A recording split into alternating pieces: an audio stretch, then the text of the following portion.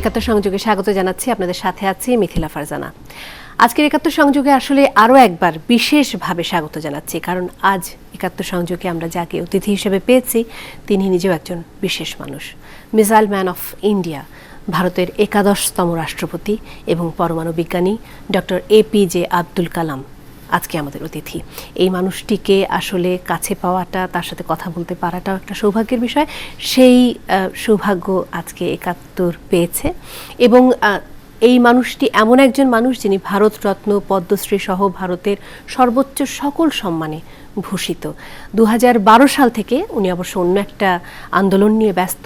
তিনি ভারতের দুর্নীতির বিরুদ্ধে what I can give you movement বা এই আন্দোলনে ব্যস্ত রয়েছেন। ভারতের নতুন প্রজন্মকে নিয়ে তিনি এই আন্দোলন শুরু করেছেন। এই মানুষটির বিভিন্ন চিন্তা এবং তার জীবনের নানা দিক নিয়ে আজকের একাত্তর সংযোগে আমরা তার সাথে কথা বলবো। চলুন যাই।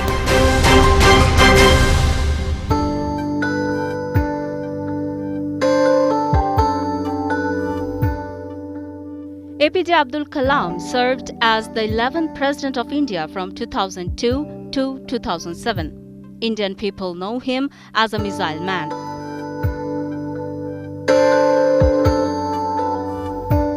APJ Abdul Kalam was born in 1931 into a poor family in Rameswaram, Tamil Nadu, a southern state of India. To help his family, Abdul Kalam had to distribute newspaper after school, but her work helped him reach one of the biggest colleges in India. His dedication in college helps him become a scientist. As a scientist, he created Agni, Prithvi, Akash, Trishul and Nag missiles.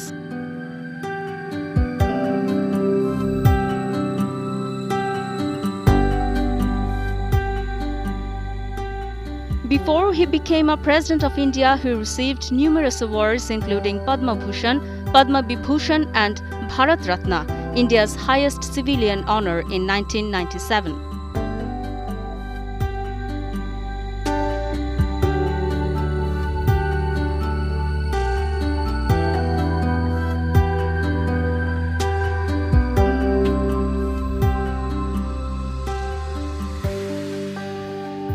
Besides being a scientist, Dr. Kalam is also a poet and a music lover. Above all, he is on a mission to ignite the young minds for national development by meeting high school students at home and abroad.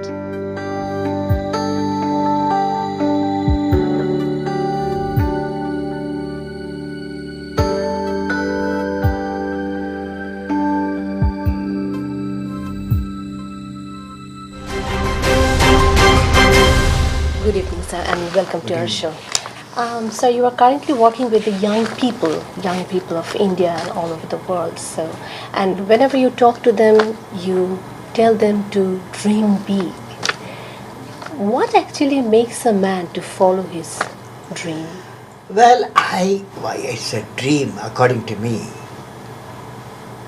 It's a young people have to have a mission in life. And there are three aspects in it. One, any young mind. I have met so far 18 million youths last 2 decades, all below 20. Now I found they have a ability, young people, whether Bangladesh or India or any nation. The young has got one unique quality, they can think big because they don't have bias and they can think big. First one, there are three aspects are there in dream. First one,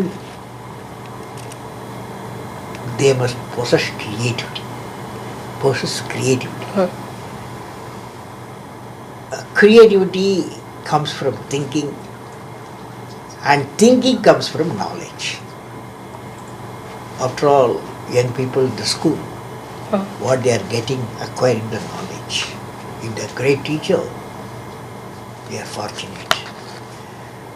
Now, second is righteousness in the heart. is very important for we, our citizens, whether India or Bangladesh. There should be righteousness in the heart. Where there is righteousness in the heart, there is a beauty in the character. That's a dream of every nation. And this is possible with three people. Righteous in the heart comes father, mother, Family. another family in a spiritual environment. Not everybody. Then only they can give righteous in the heart. Father, mother, spiritual environment. And third one, the great primary school teacher. Primary school teacher. These are the three people provide a righteousness in the heart. Third element is, of course, courage, education and the family environment and the nation. All the three provide for the young people courage. Courage to think different. Courage to invent, or courage to invent a new philosophy and a poetry possible. And these are the unique trait one should have to dream big. The three things should have. Courage to be creative. So, And righteous in the heart. values. Very value. Okay. So, when we talk about knowledge in this country, and I'm quite sure about in the whole subcontinent, we are hearing that every day the young people are losing interest in science. Is that true? Young people are getting too much attracted with market economy. Well, I have seen whether every nation in the 10th class, that is when they reach age 15, they have to select subject. Okay, they have to select a subject. This is true in Bangladesh. Whether science route and engineering, or medical route, or humanity route, or management route. 4 choices that there. It's not a young people problem, it is the parents. They want their children in a better position. After all, parents get loan to educate their children. They want to see the children get a proper employment, and the marriage market is good, employment market is good. Okay? So that is a parent wish. So I personally believe the dream of young people mostly driven by up to age 17. With a family. Family. So we have to change the mind of the family. Science is a beautiful thing. After all, what is science? You see this light, no? See this light. When you see the light and bulb, you will remember Thomas Alva Edison. Okay? And or when the telephone bell rings, you remember the Alexander Graham Bell. We remember that. So our people allowed to become a unique people. Unique people not only in Bangladesh, in the subcontinent, in the world, they should think of. But what the parents would do if their children are not getting proper job with science background? Well, science background sometimes helps go to the engineering. After all, they take science in 10 plus 2, physics, chemistry, mathematics. It's a science. After all science, 2 years they have to specialize. So with the hope of engineering. Another branch is management. Another branch is medical. After all, medical also they study bioscience, botany, and mathematics and chemistry. All they learn. So science up to age 17 is there. Beyond that, they move to different area of professional courses. So my feeling is, still I have seen, my experience is, 10 to 20% of the people, young people at the age of 15, if they are given option by their parent, they will go for physics or chemistry or mathematics. So parents have to be very generous. Okay, I will see that my children specialize in their love. They will do very well. I have seen many children, what they love, what their parents allowed them to do that helped them shine much better persons. It means that young people are not losing actually interest. In fact, the families No, are it leading is them to. circumstances of the national circumstances, and the parents decide their future. But some students come out persuasion makes some student to win with their parents to go for basic science. I have seen. Sir, India has progressed a lot, Bangladesh has progressed a lot, but despite all this progress, these countries actually, they are facing a big disparity between the people of center and the people of periphery. So how do you see it? See, I have a feeling, after all, states make the country. States, every state, if it is developed, nation is developed. It's not the reverse. Nation developed, states developed.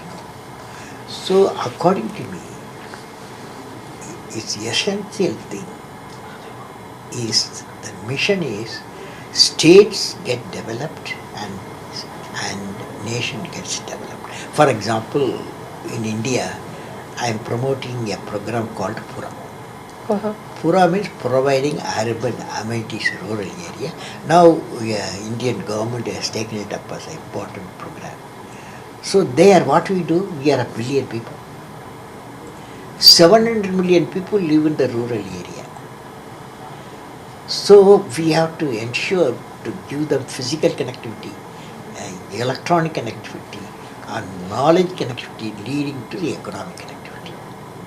So I have divided the whole nation into 7,000 blocks, 7,000 Pura centers.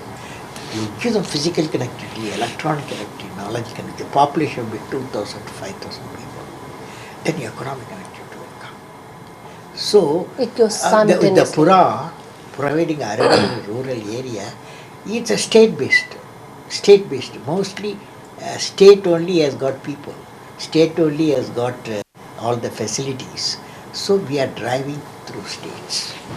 State and nation. So, sir, do you really think that nukes, these are really necessary for the countries like India, and I mean the countries which are having the similar state of economy? Well, I don't know. See, I can say that if you see our history, Indian history, of course, Indian history is history of subcontinent. And if you see 5,000 years, 4,400 years, the continent went ruled by other kingdoms. Afghanistan, Persia, Britain, and Dutch, French, everybody ruling this country. Okay, they were ruling this country. Only 600 years, the subcontinent people, Chandragupta Maurya's time, that kingdom ruled 600 years. Otherwise, we were ruled. So, I am convinced, as a technologist, strength respects strength. That means a minimum deterrent essential. You should not do, for example, India is a nuclear weapon country, but we have got a doctrine. The doctrine is no first use. Okay? Second one, we have a doctrine that the whole world should go for the disarmament. That means no nuclear weapon should be there. Fortunately, the trend has started. The two nations which have got, two group of nations have got a lot of nuclear weapons, 10,000 nuclear weapons. And they have started a treaty recently they signed in 2010 to bring 10,000 nuclear warheads to bring down to 70%, 50 to 70% in a decade's time. It's a good trend. All nations like Bangladesh, India and many nations should support that idea and bring it to zero nuclear warheads. That's what we should do. Okay? How do you see the future of space science in India after the successful Mars See, mission? India's space program highly people-oriented. People-oriented.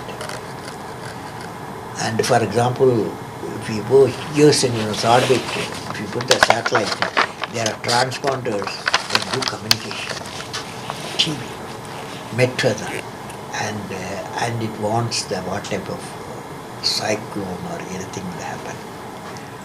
So it's a people-oriented.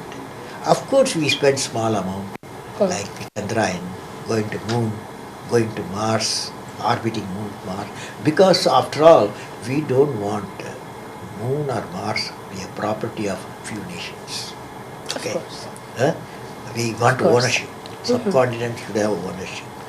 So that's the idea. Okay, we want to discover something new. For example, Indian Chandrayaan did find traces of water in moon. Mars we don't know. Already some photos started coming. Some new thing will start coming. Of course, we hope that's. I would like to know about the Bangladesh-India relationship. How do you think that? What should be the focus of the governance? Actually, can we continue the friendly ties and bring the relationship to new heights? I personally believe the India-Bangladesh, we belong to same, born out of same cradle. We belong to same cradle. You know cradle? Of course. The child. So we are born together. And our civilization, culture, history, people, language, all are similarity. But both nations, they have to do one thing. That's my dream.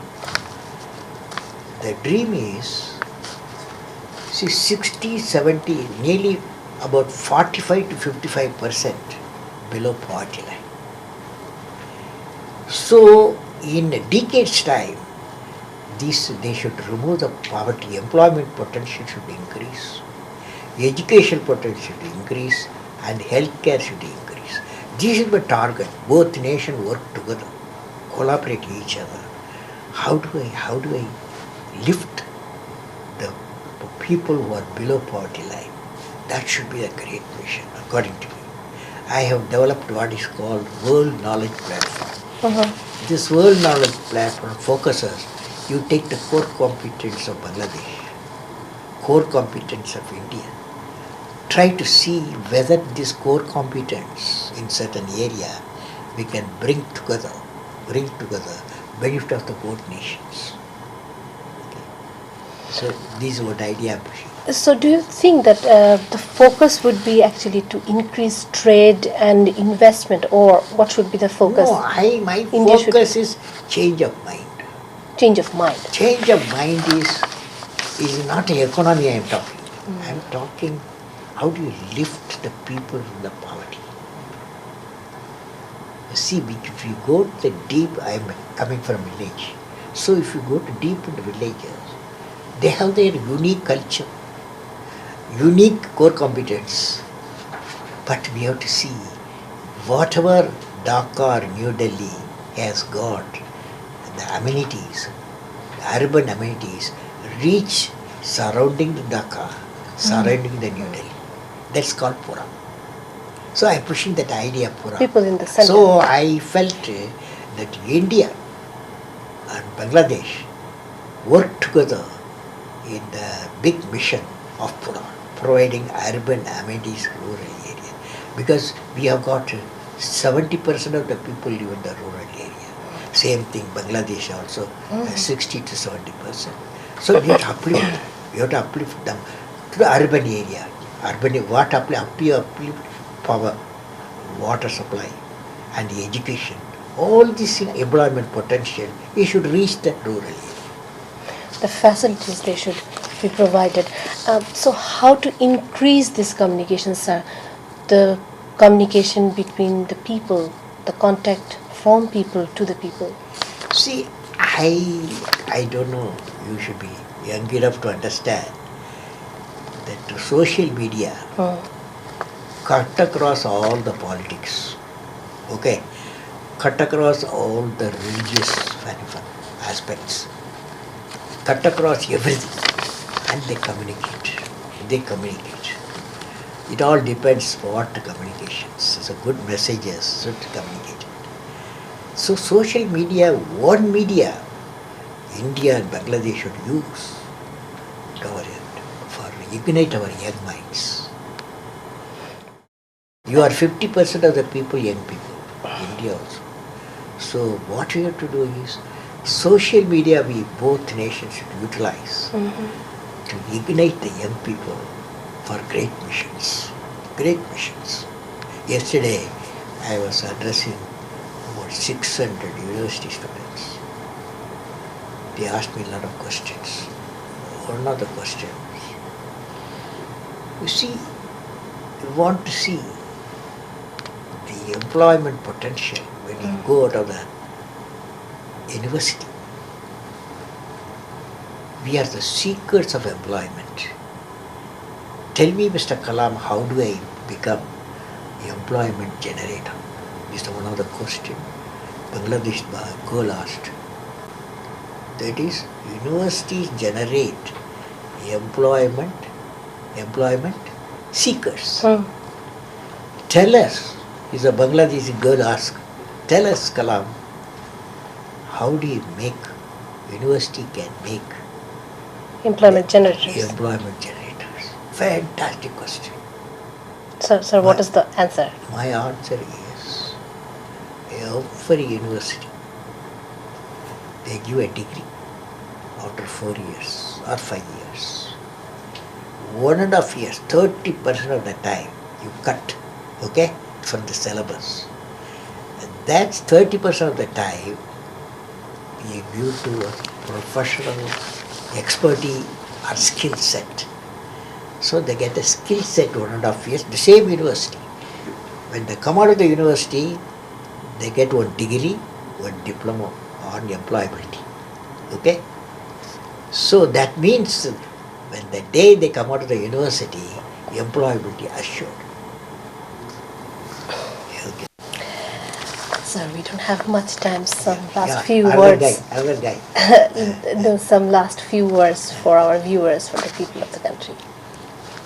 Particularly, for young viewers, how many young viewers are there in your TV setup? How many young people see your TV? I think 50%? 50 to 60%. 50%. I got a message. The message is from Jalaluddin Rumi. Jalaluddin Rumi, a great Sufi saint in 13th century. Persian poet. I have modified. The message is wings to fly. Okay? And I recite this. I am saying, I am all the people inside.